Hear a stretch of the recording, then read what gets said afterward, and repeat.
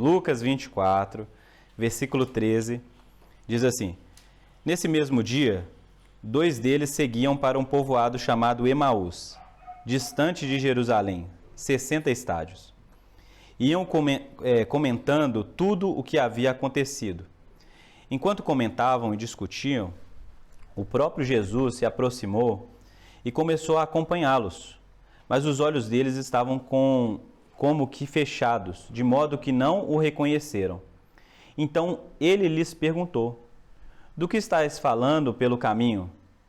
Eles então pararam tristes, e um deles, chamado Cleopas, respondeu: És tu o único visitante em Jerusalém que não soube das coisas que ali aconteceram nesses últimos dias? Ele lhe perguntou: Quais? E eles lhe responderam: As que dizem respeito a Jesus, o Nazareno, que foi profeta poderoso em obras e palavras diante de Deus e de todo o povo. Como os principais sacerdotes e as nossas autoridades os entregaram para ser condenados à morte e o crucificaram. Nós esperávamos que fosse ele o que traria a redenção a Israel. Além disso, já faz 3 dias que essas coisas aconteceram. Também é verdade que algumas mulheres de nosso meio nos encheram de espanto, pois foram de madrugada ao sepulcro dele. E não achando o corpo, voltaram, afirmando ter tido uma visão de anjos que diziam que ele está vivo. Alguns dos que estavam conosco foram ao sepulcro e confirmaram o que as mulheres haviam falado, mas não o viram. Então ele lhes disse: Ó tolos, que demorais a crer no coração em tudo o que os profetas disseram. Acaso Cristo não tinha de sofrer essas coisas e entrar na sua glória? E começando por Moisés e todos os profetas, explicou-lhes o que constava ao seu respeito em todas as Escrituras.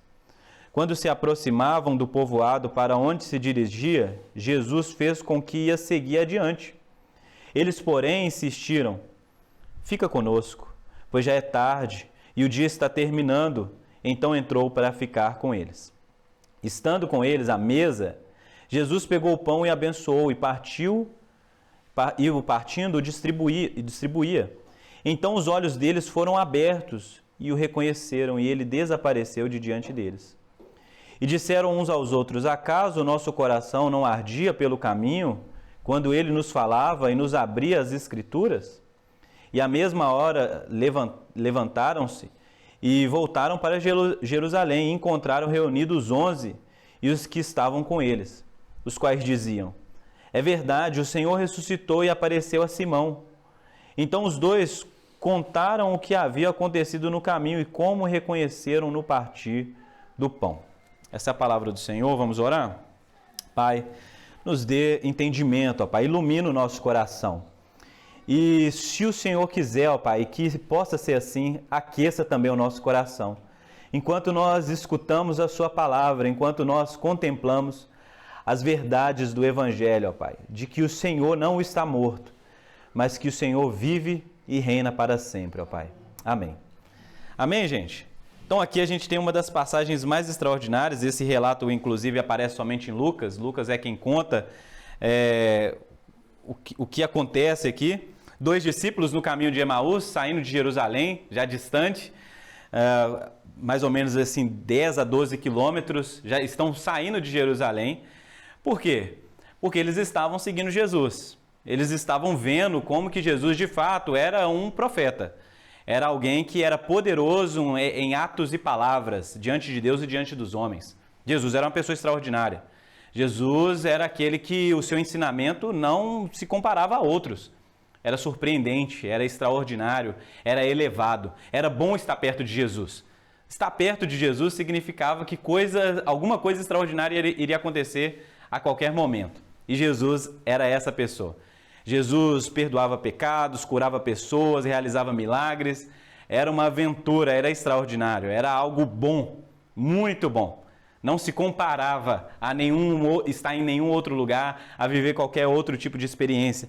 Andar com Jesus é isso que os discípulos fazem. Os discípulos seguem Jesus de perto, os discípulos estão atentos às suas palavras, os discípulos estão olhando para ele, o que ele está fazendo, o que ele está planejando. Esse é o anseio do discípulo. Mas o mestre, que foi no domingo passado, há 7 dias atrás, ele chegou em Jerusalém montado em um jumentinho e as pessoas aclamavam ele como Messias, o rei de Israel. Esse mesmo que é aclamado pela multidão é aquele que pela multidão também é condenado à crucificação. E na sexta-feira a gente vê o nosso mestre, aquele mesmo que entrou como rei em Jerusalém, morrer como um criminoso, morrer como alguém que realmente não tinha valor, morrer como um ímpio, como um pecador, ao lado de ladrões, aquele que foi escarnecido pelos soldados, pelo próprio povo. Ele morreu, as suas mãos, os seus pés foram transpassados, o soldado furou o seu lado com uma lança. Eles zombaram, dizendo para Jesus: se você salvou tantas pessoas, por que você mesmo não se salva? E como a profecia diz, ele ficou calado, como uma ovelha muda, ele não reivindicou os seus direitos. Ele fez uma oração: Pai, perdoa, porque eles não sabem o que fazem. Esse é o nosso Jesus. Esse é o Messias. E a tristeza tomou o coração dos seus discípulos. A tristeza encheu o coração dos discípulos. Por quê? Porque o Salvador foi preso em uma cruz, ele foi parado, alguém parou ele. A morte o deteve. Essa é a indagação de todos eles. Mas na sexta-feira de madrugada, inclusive, isso é algo muito interessante, mulheres. O primeiro pessoal que Jesus aparece são mulheres. Mulheres. E ele aparece para mulheres. E as mulheres vão dizer aos discípulos que os anjos disseram que ele vive e elas não encontraram lá nada. Os discípulos, né, os 11, eles duvidam, né? Eles, como assim apareceu? Mas as mulheres sabiam o que elas tinham visto e ouvido. Mas, paralelo a esse acontecimento aqui, outras pessoas estão também tendo essa revelação de que Cristo vive. Um dos casos aqui, no final dessa perícope aqui, é o caso de Pedro. Pedro e outros discípulos, enquanto estavam pescando, tiveram essa mesma experiência de Jesus aparecer para eles. Mas aqui a gente tem discípulos que não sabem disso, que não viveram isso, que escutaram o testemunho, mas o testemunho não fez sentido ainda, porque eles não conseguiram contemplar, porque eles ainda estavam focados na morte, em tudo que havia acontecido, na perda. E eles conversavam uns com os outros sobre Jesus, sobre os acontecimentos dos últimos dias, não somente dos acontecimentos dos últimos dias, mas daquilo que eles viveram, daquilo que eles viram. Alguém disse, né, que esse é o ambiente, um bom ambiente para que Deus realmente possa aparecer e fazer algo entre nós. Quando nós começamos a conversar sobre Jesus, quando nós começamos a trazer à memória aquilo que Jesus disse e aquilo que ele fez e aquilo que aconteceu com ele. É nesse ambiente que Jesus chega, no ambiente onde os discípulos conversavam sobre ele, mesmo que tristes, mesmo que desolados, eles estavam lembrando sobre Jesus, conversando sobre Jesus, e Jesus aparece para eles e eles não percebem que é Jesus. E faz uma pergunta: o que vocês estão conversando? E eles dizem: não é possível. O que aconteceu, toda Jerusalém sabe, todo mundo que passou por isso aqui nos últimos dias sabe do que aconteceu. Sabe que Jesus de Nazaré foi morto, foi crucificado. Aquele que eles proclamaram como Messias foi crucificado. Essa era uma notícia que todos sabiam. Como alguém não poderia saber disso? Eles ficaram indignados. Como assim? Você não sabe?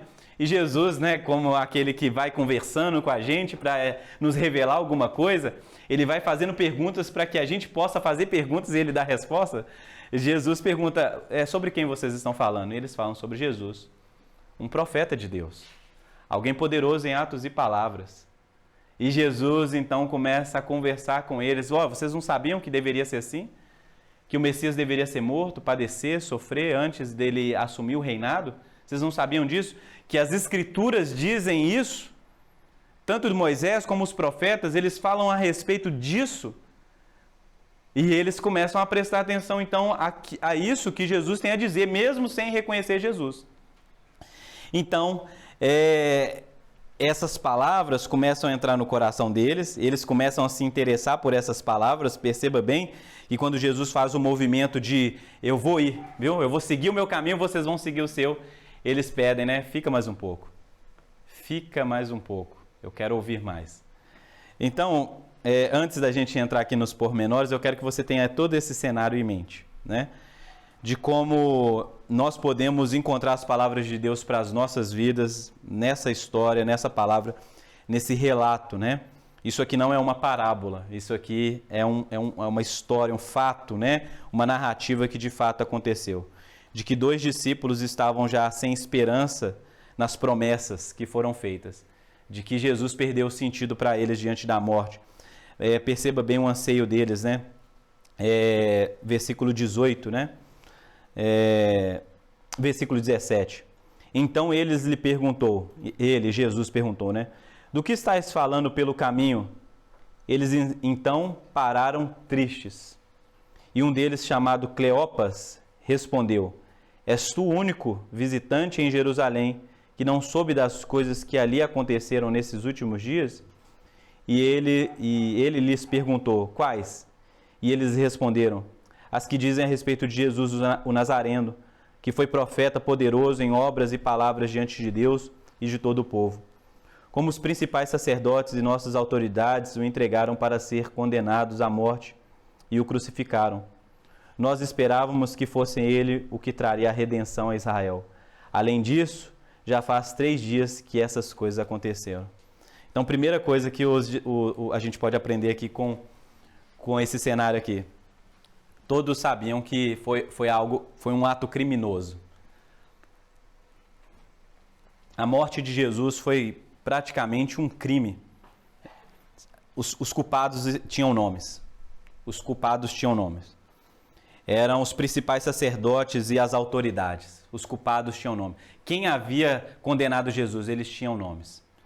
Pedro, no seu discurso, vai dizer que além desses, os sacerdotes, os próprios governantes ali, as autoridades, o próprio povo judeu, eles tinham nome. Os culpados, quem colocou Jesus na cruz, foram essas pessoas. Essas pessoas, elas testemunharam, elas quiseram fazer isso, mesmo não tendo provas o suficiente, elas o fizeram. Todos sabiam como que Jesus havia parado ali.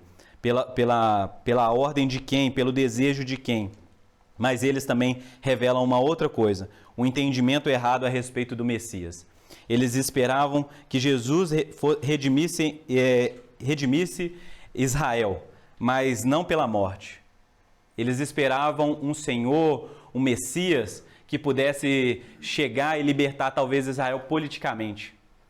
Pudesse chegar com seus exércitos, com a sua força, com o seu poder e destronar Roma.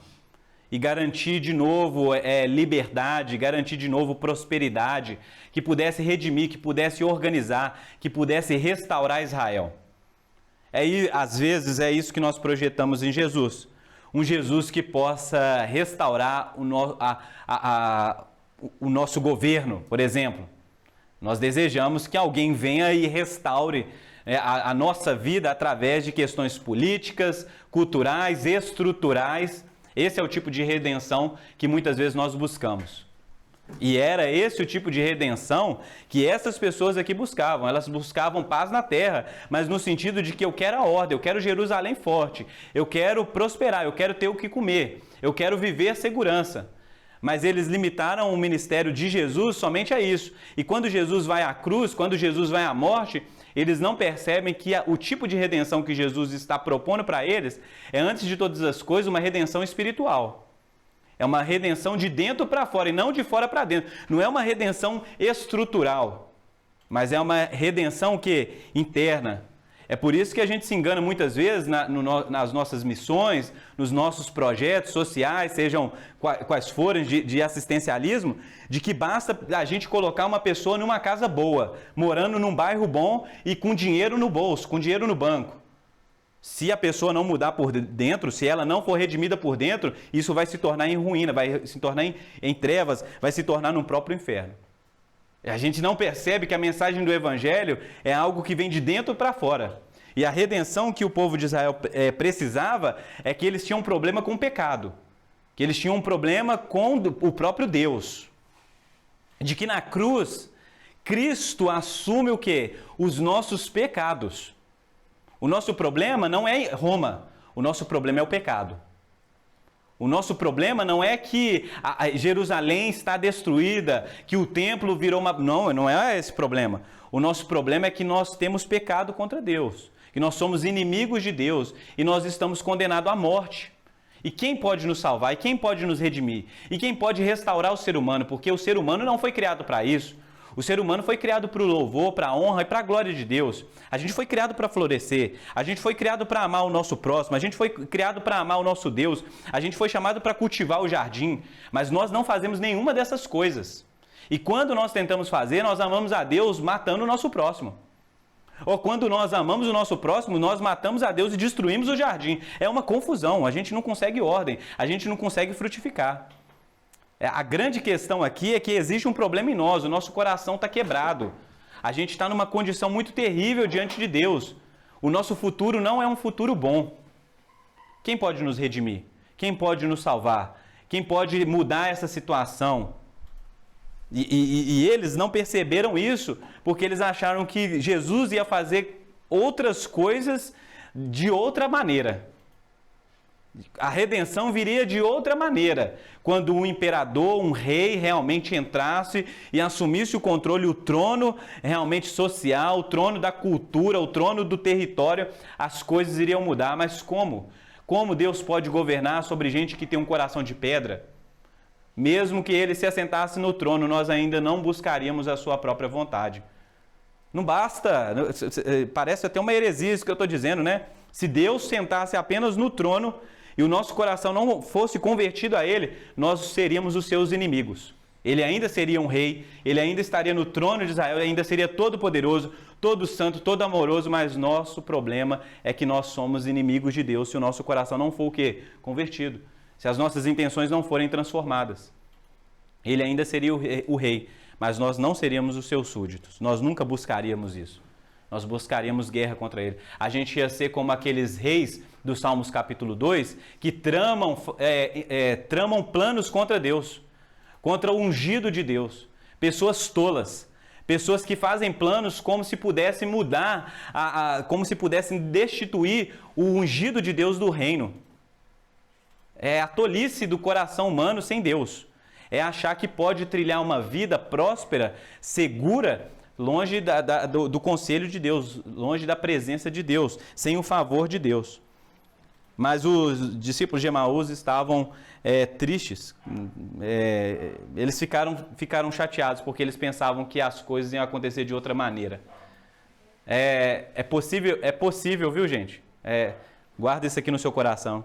É possível as pessoas andarem com Jesus, escutarem as palavras de Jesus, verem os milagres, as curas e mesmo assim não ter entendimento do que é Jesus. Muito possível isso acontecer. Vem na igreja 5, 10, 15 anos e a pessoa continua falando, ela fala em nome de Jesus, ela fala sobre o governo messiânico de Jesus, mas elas estarem falando algo sem entendimento. Elas ainda não terem real compreensão do que realmente Jesus é, daquilo que ele faz, qual é a sua obra. Então, por isso que a gente tem vários evangelhos aí fora. Por isso que a gente tem tanta igreja doente. Por quê? Porque há uma falsa compreensão do verdadeiro Messias. E esses discípulos aqui, eles estão tristes justamente por isso. Porque eles foram levados pela aparência. Eles olharam para as Escrituras e olha bem, gente, nós estamos falando de um judeu que entendia as Escrituras. Conhecia Moisés e os profetas. Eles olharam para Moisés e para os profetas e não conseguiram compreender a obra de Jesus. Eles estiveram com Jesus e não conseguiram perceber o que estava acontecendo. Que Deus estava no comando de todas as coisas e guiando cada passo de Jesus. O próprio Jesus já havia sinalizado que iria morrer. Então, ou seja, não é uma novidade a morte de Jesus para os discípulos. Você está entendendo? Jesus já havia sinalizado isso. Era algo que já estava, tanto que Pedro, quando escuta isso pela primeira vez, ele faz um tipo de comportamento semelhante. Que é isso, Jesus? Não fala isso não. E Jesus o repreende, por quê? Porque é pela morte que vem vida. É pela morte de Jesus que tem que ter redenção, porque Jesus está o quê? Resolvendo um problema na humanidade, para que a humanidade possa experimentar de fato o reino de Deus em plenitude, para que possa ter comunhão com o Deus Pai. Certo, pessoal? Então, aqui nós temos os discípulos confusos sobre a verdadeira obra messiânica de Jesus. E quando nós olhamos para a Escritura, nós percebemos que o Messias deveria morrer. Os profetas falavam isso, Moisés falavam isso. O Antigo Testamento servia para isso. Isso aqui é até uma coisa boa para a gente. Vou abrir um parênteses aqui. É possível evangelizar uma pessoa apenas com o Antigo Testamento? Pô, Jesus fez isso aqui. Jesus trouxe os profetas, trouxe Moisés e falou sobre tudo que deveria ter acontecido com o Messias. De como que isso era plano de Deus desde antigamente. E que isso tudo faz sentido o quê? Na morte e na ressurreição do nosso Senhor Jesus. Quando os discípulos começaram a perceber do que Jesus estava falando, de que era algo extraordinário, e pensa em que estudo. E pensa que classe de discipulado era essa, enquanto eles caminhavam, hein? Uma conversa de caminho, aquela conversa de quando a gente faz caminhada, de que a gente vai andando e conversando sobre as coisas. E quando a gente vai conversando e caminhando e olhando para a paisagem e tudo mais, a gente vai imaginando o que ele está falando e vai associando. E é bom, porque nós estamos andando com Jesus. Jesus não sentou para explicar, ele vai caminhando com os discípulos, ele vai na dele, faz perguntas, eles começam aquela coisa toda, Jesus começa a explicar. E Jesus parece que faz um teste, prova o coração dos discípulos. E perceba bem que isso pode acontecer com a gente, tá bom? De que Jesus faz com que ia para um canto, ele faz com que ia para frente, ele faz que ia seguir o seu próprio caminho. E os discípulos percebem que ele ia fazer isso e pedem, fica mais um pouco. Já está chegando já à noite, você não quer jantar com a gente? Por quê? Porque é bom ficar com Jesus. É como se Jesus estivesse provando o coração deles no sentido de que, deixa eu ver se eles realmente estão interessados naquilo que eu estou dizendo. Deixa eu ver se realmente eles estão compreendendo, interessados, se eles querem entender mais, se eles querem chegar no final da história, se eles querem a revelação, se eles querem realmente o entendimento, o conforto, se eles não querem somente as informações, mas eles querem a revelação que vai libertar eles. Então Jesus faz isso, ele vai com o que ia, e quando os discípulos percebem, pedem a ele, clamam a ele, fica mais um pouco. É como se a gente tiver, nesse momento, a gente pudesse virar para Jesus enquanto nós escutamos uma palavra, lemos um livro, cantamos uma canção, no nosso momento de oração, é como se a gente pedisse realmente e falasse, Deus, fica mais um pouco, eu quero aprender mais. Eu quero mais um pouco. Eu quero mais palavra, eu quero mais entendimento, eu quero mais comunhão, eu quero mais presença. Mas percebe que até nesse momento, Jesus está explicando sobre as Escrituras, Jesus está presente ali, Jesus ressurreto está presente com os discípulos, mas eles ainda não tiveram entendimento de quem ele é. Mas na janta, na ceia, quando Jesus parte o pão e compartilha o cálice, tudo faz sentido. Porque provavelmente eles trouxeram novamente as palavras do Senhor Jesus, que era necessário que o corpo dele fosse entregue, que o seu sangue fosse derramado, e algo visível, o ato de Jesus, o partir do pão, o compartilhar o cálice, parece que liga esse insight no coração e na mente deles, e eles compreendem que de fato era Jesus. Mas Jesus desaparece. E isso é incrível, né? Porque Jesus poderia ter ficado com eles ali, se alegrado, mas Jesus desaparece como que eu já fiz o que eu vim fazer. Que era que vocês realmente pudessem ter evidências de que eu ressuscitei. E Jesus desaparece e eles conversam com o outro e a gente chega num ponto de que o coração deles, eles falam, não é que quando ele falava pelo caminho, o nosso coração se aquecia? O coração ficava encandecido? E esse é o ponto que eu gostaria de trazer hoje aqui. Falar sobre a ressurreição de Jesus, sobre a morte, sobre a sua vida, deve provocar algo em nós. Essa coisa de que vir na igreja simplesmente por um ato de regrinha, isso aqui precisa mudar nas nossas vidas. Escutar a palavra de Deus que é ministrada no domingo, um estudo bíblico, uma canção que é cantada, um livro que fala a respeito da vida, da morte, da ressurreição de Jesus, deveria provocar no nosso coração um aquecimento. O nosso coração deveria realmente aquecer. Deveria provocar realmente esse calor santo, o calor do amor de Deus, o calor da verdade chegando, fazendo sentido para nós. Talvez seja isso que nós precisamos nesse domingo de Páscoa, que a mensagem da ressurreição possa fazer sentido para nós. A gente não tratar isso simplesmente como uma data no nosso calendário, mas tratar como o evento mais importante das nossas vidas. E sempre que a gente fizer memória, que a gente fizer menção, que isso possa chegar no nosso coração como uma flecha inflamada mesmo. A mensagem que chega e aquece, e esquenta, e faz sentido e nos apaixona. Pela essa mensagem nos maravilha da gente poder contemplar a beleza da vida, da morte e da ressurreição do nosso Senhor Jesus. De que nenhuma dessas palavras deveriam ser tratadas como palavras aleatórias em um livro qualquer, mas que cada uma dessas palavras são preciosas para gerar em nós vida, para gerar em nós admiração, para gerar em nós contentamento no nosso Deus, prazer de estar diante de Deus.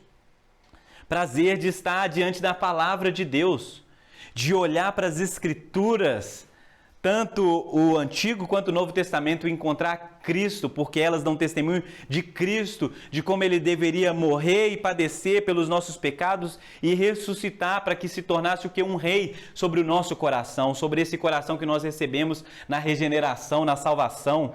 Isso deveria aquecer o nosso coração. Nós não podemos ser um tipo de cristão, de crente, que é crente apenas pelos ou os costumes ou pela ideia. Pessoas que são cristãos nominais. Pessoas que falam, eu sou cristão, eu sou crente, eu sou evangélico. Por quê? Porque eu vou na igreja todo domingo, porque eu leio a Bíblia, porque eu oro. Mas isso não faz sentido internamente nas pessoas. Isso não pode acontecer. Cristo deve ser tudo para nós e Ele deve trazer essa vida para nós. A vida da ressurreição. Porque o mesmo Espírito que ressuscitou Jesus dentre os mortos é o Espírito que habita em nós, é o Espírito de vida. É o Espírito que aquece o nosso coração e testemunha que de fato nós fomos salvos. De que agora o Pai do nosso Senhor Jesus Cristo não é somente mais Pai somente do nosso Senhor Jesus Cristo, mas também é o nosso Pai, porque Ele nos adotou, porque agora compartilha da sua vida conosco também. E agora nós estamos dentro dessa família. E essas coisas devem fazer sentido para nós, essas coisas devem dar sentido à nossa existência, ao nosso caminho. Nessas conversas, nos caminhos de Emaús ou de Jerusalém, ou os caminhos da nossa vida, quando nós conversamos uns com os outros a respeito da morte de Jesus, a respeito da vida de Jesus, que nós possamos encontrar também a ressurreição de Jesus e os nossos corações serem aquecidos. Como falta amigos nas nossas vidas, pessoas nas nossas vidas, que não se importam simplesmente o quanto de dinheiro nós temos, ou que carro nós compramos, ou que roupa nós temos. Não, amigos que conversem sobre a vida, morte e ressurreição do nosso Senhor Jesus Cristo. Amigos que abrem as Escrituras e encontram nas Escrituras Cristo, que encontram Jesus, que encontram as palavras de Deus. Amigos que também aquecem o nosso coração pelas palavras de Deus. Como falta partir do pão e compartilhar do cálice que abre os nossos olhos, para que a gente contemple, para que a gente lembre da morte, a morte que perdoa pecados, a morte que lava-nos das sujeiras, de toda iniquidade, a morte que nos garante vida. Como falta partir do pão, como falta mesa, como falta jantares, onde Cristo nos revela quem Ele é, aquilo que Ele fez. Tá vendo, gente? O que os textos bíblicos do testemunho da ressurreição de Jesus está querendo gerar em nós é de que a vida ela não é resumida simplesmente na morte, mas a morte é um ponto muito importante, mas esse mesmo que morreu é aquele que ressuscita e reina, e vive nos nossos corações, mas não somente que apareceu lá para alguém, mas aparece para nós, que testemunha para nós. E que agora nós estamos vivendo, mas nele, presente, ele está aqui, porque foi o mesmo que prometeu que eu vou para o Pai, mas onde o ajudador, o Paráclitos, né? Onde o Espírito estiver, eu também estarei, ou seja, nós também estamos na presença desse Jesus. Talvez, se isso aqui tivesse acontecido com você, de Jesus aparecer e dar todo esse aulão do Antigo Testamento para você, um panorama do Antigo Testamento para você, no final você falar, mas eu quero aprender mais. mas eu quero mais presença. Fica mais um pouco, Jesus. Talvez você poderia ter pensado isso aqui, mas não é isso que acontece quando nós nascemos de novo? De que Jesus vem habitar no nosso coração e de que agora nós sempre temos Ele, que Ele de fato é o Emanuel, Deus conosco. De que se nós fecharmos os nossos olhos ou aquilo que nós fazemos no nosso dia a dia, desde lavar uma vasilha, a cuidar dos nossos filhos, a trabalhar, a pegar um ônibus, a dirigir, Deus não está lá? O mesmo Jesus que ressuscitou dentre os mortos ao terceiro dia, Ele não está lá? Não é uma pessoa a quem você deveria recorrer, a quem você deveria perguntar, a quem você deveria aprender e pedir, me explica, me ensina, testifica no meu coração, aquece o meu coração como você fez com os discípulos no caminho de Emaús, aquece o meu coração. Porque as notícias da vida, as adversidades, aquilo que acontece em volta, muitas vezes tenta o quê? Esfriar o nosso coração, fazer com que a gente fraqueje na nossa fé, com que a gente se entristeça, perca a esperança no futuro. Mas se Cristo aquecer o nosso coração, todas essas coisas, elas vão ficar no seu devido lugar e nós conseguiremos olhar para aquele que está sentado à destra do Deus o Pai. Ter um tipo de visão como Estevão teve. No meio de um sofrimento, olhar para um Cristo que não está morto, não está na cruz, mas um Cristo que ressuscitado está à destra do Deus o Pai, em glória, em majestade. Pensa sobre isso. A força da ressurreição na vida cristã. A força da vida sobre a morte. Nem a morte pôde detê-lo. Por isso que o último a ser vencido é a morte. Por nós. Por nós. Porque Cristo já venceu. E se Cristo venceu, a nossa confiança é de que ela também não tem poder sobre nós. O Lutero, quando ele aconselhava as pessoas para enfrentar a morte, eu gosto muito quando ele fala sobre isso, que nós deveríamos pensar sobre a vida, morte e ressurreição de Jesus enquanto nós estamos saudáveis, enquanto nós estamos fortes, enquanto nós estamos vigorosos, a vida habita em nós, para que nos nossos últimos dias, quando a morte se aproximar, quando o nosso inimigo se aproximar, e nós já não estivermos tão fortes, tão belos, não conseguimos mais fazer tantas coisas, nós não venhamos nos desesperar diante da morte, para que a gente esteja pronto para dar um recado para ela. Eu sei que você não é o fim. Eu sei que você não vai me vencer. Pelo contrário, o que vai acontecer aqui agora é que os céus vão se abrir. Eu vou passar por você e vou estar o quê? Diante da glória. Porque pela morte de Jesus, ele venceu a morte. A morte foi vencida pela morte de Jesus. Pensa sobre isso. A morte não pôde deter, esse é o nosso Senhor. Não pôde deter o nosso Senhor. Não pôde deter o nosso Salvador. Eu já falei isso várias vezes de como os homens de Deus se comportam diante da morte. E isso é algo que você pode aprender. Porque, meu irmão, você não sabe quanto tempo tem a sua vida. Você não sabe quanto tempo você vai durar. Se amanhã você está vivo, se você vai fazer uma viagem achando que é de férias e vai acontecer alguma coisa com você. Você não sabe se o seu dia de amanhã, a gente faz planos. A gente acha que o nosso futuro, a gente tenta construir um futuro onde nós mesmos proporcionamos a nossa própria redenção. Mas a questão é que você não sabe. Você não tem evidências de que você chega lá, que você vai ficar velho. Você vai ver seus netos. Isso pode acontecer e você deve se planejar para isso. Mas a sua esperança suprema, o seu plano supremo, aquilo que deve aparecer acima de todas essas coisas, é de que aquele que venceu a morte, ele vive em mim. E quando eu enfrentar a morte, seja agora, seja amanhã, seja daqui a 1 ano, daqui a 10 anos, daqui a 50 anos, quando eu enfrentar a morte, eu enfrentarei com coragem. Eu enfrentarei de cabeça erguida, porque o meu Senhor venceu a morte. Porque o meu Senhor ressuscitou. E como diz Romanos capítulo 6, se nós morremos com Ele na sua cruz, se nós morremos com Ele na sua morte, nós também viveremos com Ele na sua vida, na sua ressurreição. A vida de Cristo em nós deve realmente ser refletida em cada passo que nós damos, em cada palavra, em cada ato, para que a gente contemple realmente o nosso Salvador. Contemplar a beleza do Evangelho, a beleza da cruz, o grito de Deus, o grito de que eu amo vocês. As palavras de Deus de amor por nós estão na cruz. quando o seu filho está sendo crucificado, não é, meu filho? Quando o seu filho, o seu unigênito está sendo morto, crucificado, está padecendo, está suportando a ira pelos pecados para que a gente pudesse ter paz com Deus, para que a gente possa ter vida, para que a gente possa desfrutar de momentos como esse. Hoje, quando a gente for partir o pão e ceiar, que os nossos olhos também possam se abrir e contemplar de que Jesus está com a gente, de que quando a gente escutou as palavras de Jesus, era Ele quem estava lá, era Ele que fazia com que cada uma dessas palavras fizesse sentido para nós. Aqui está o milagre da revelação, da graça especial de Deus. É de que aqueles atos históricos, aquilo que aconteceu há 3 dias atrás, faz sentido para nós hoje. Aquele dia ficou marcado na história. O passado, o futuro, tudo aponta para esse dia, o dia da cruz, o dia da crucificação, o dia da ressurreição. Tudo está olhando para lá, porque é pela morte que nós recebemos vida. Amém? Pense sobre isso.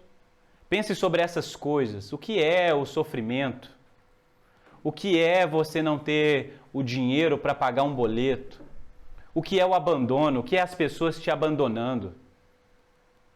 O que é, às vezes, os sonhos que você, às vezes, planejou, né? A gente fica nessa coisa de que, eu tinha um sonho, eu desejava isso desde quando eu era pequeno, que eu planejava ser assim, aí quando você se tornou adulto, você viu que as coisas não acontecem exatamente como a gente planeja, que a vida é dura, que as coisas não... é uma reviravolta. Mas quando você lembrar dessas coisas e se entristecer, lembre de que alguém tem um futuro para você, um futuro de vida.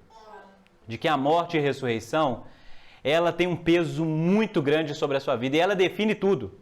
E ela é o ponto de ancoragem da nossa alma e a gente consegue replanejar tudo a partir da morte e ressurreição. De que isso é o que importa, de que nós fomos salvos pela morte de Jesus. Que é isso que importa, não importa onde você mora, quem te ama e quem não te ama. Se você já realizou os planos que você tinha ou não, o que importa é que você foi salvo. O que importa é que você foi salvo, que seus pecados foram perdoados. E que se os seus pecados foram perdoados, existe uma canção no seu coração. Existe refrigério para a sua alma. Existe segurança para a sua vida. Porque é isso que nós buscamos, é isso que nós deveríamos buscar. A certeza da salvação, a alegria de ser salvo. É a oração de Davi. Restitui em mim, ó Deus, a alegria da salvação. A alegria da salvação. E nós podemos dizer que a alegria da salvação sempre está para nós. Toda vez que você pecar, toda vez que as coisas saírem do trilho, que você possa lembrar de que a cruz é sempre o ponto de começo, recomeço e recomeço. Por isso que alguém disse sabiamente que se você for cair, você cai ajoelhado diante da cruz de Cristo, hein? Se você cair na sua vida, se você experimentar a ruína, caia de joelhos diante da cruz. E contemple lá o seu Salvador. E quando você contemplar o seu Salvador, olhe de novo para a cruz, porque a cruz está vazia. Ele ressuscitou. E esse mesmo que ressuscitou é o mesmo que compartilha da sua vida, do seu amor, dos seus propósitos conosco. Então a queda na vida do cristão é temporária. A ruína na vida do cristão é passageira.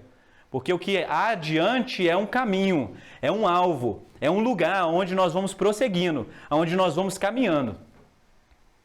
E nós ansiamos por esse dia. Nós ansiamos por esse lugar. Que nós realmente veremos com os nossos olhos. A gente verá toda a obra de Jesus consumada. Não haverá mais choro, não haverá mais lágrima, não haverá lamento. Onde de fato, aí sim, o mundo restaurado, o mundo redimido, mas não antes de nós. Mas não antes de nós. Nós olharemos sim para o novo céus e nova terra, mas não antes de pecadores serem completamente redimidos, santificados, glorificados, como diz Paulo em Romanos capítulo 8. De que aquele que nos chamou, é aquele que nos chamou, é aquele que nos elegeu, que nos santificou, que nos justificou e por fim nos glorificará. É essa a minha esperança. Qual é a sua esperança no futuro? A minha esperança é que eu sou salvo. E quando virem as más notícias? A gente vai lidar com elas. A gente vai chamar um irmão. A gente vai chamar um amigo e a gente vai conversar pelo caminho sobre as últimas coisas que aconteceram. Sobre como Cristo deveria ter morrido e como ele ressuscitou. E quando a gente chamar um amigo que vai conversar com a gente sobre o Evangelho, e o nosso coração vai aquecer, a gente vai fazer uma oração. E talvez partir o pão também. E a gente vai seguir caminho. Seguir caminho. Amém, gente? Vocês percebem a beleza do testemunho de como esses dois discípulos saem de Jerusalém tristes e voltam alegres? Eles saem de Jerusalém no caminho de Emaús e depois eles voltam para Jerusalém alegres, porque Cristo ressuscitou. Quando eles chegam na casa, né, dos discípulos, onde estavam os 11, eles chegam com uma boa notícia e são recebidos com a mesma boa notícia de que Jesus também está aparecendo para outras pessoas. De que Jesus também está se revelando para outras pessoas como o ressurreto, como aquele que a morte não pôde detê-lo. Já viu que isso acontece muito na vida cristã? De que às vezes a gente está conversando sobre as coisas de Deus e o nosso coração aquecido e a gente começa a ser renovado, incendiado pelo Evangelho e a gente vai conversar com uma pessoa porque a gente fala, a gente precisa dizer para essa pessoa de que Jesus ressuscitou. E a gente chega lá e a pessoa fala, Jesus ressuscitou, hein? O meu coração também está aquecido aqui, Jesus ressuscitou. Aí você fala, mas eu vim te dizer a mesma coisa. E aí é festa.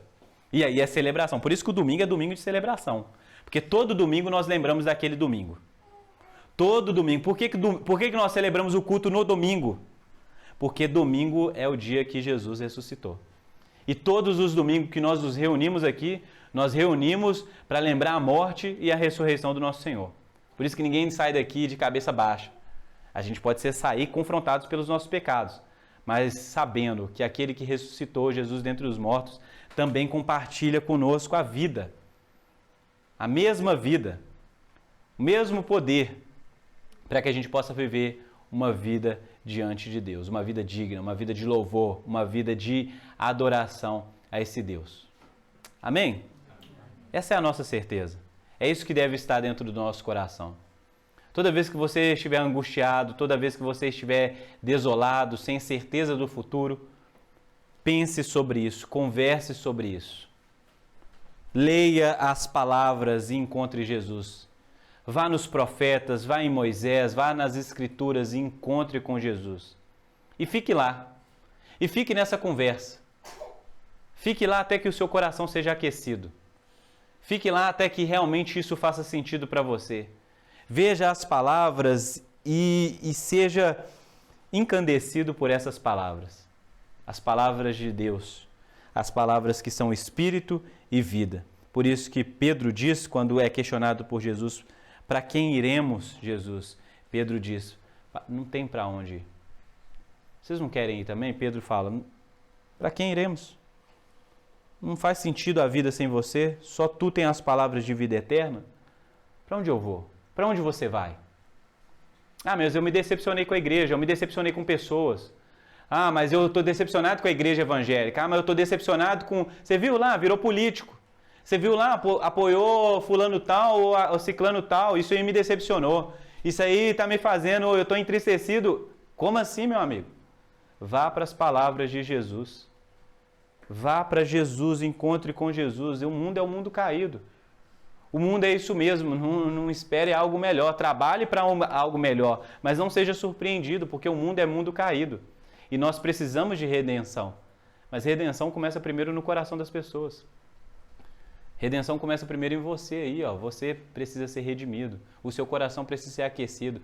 Deus precisa consertar e te trazer de volta para a sua vida fazer sentido.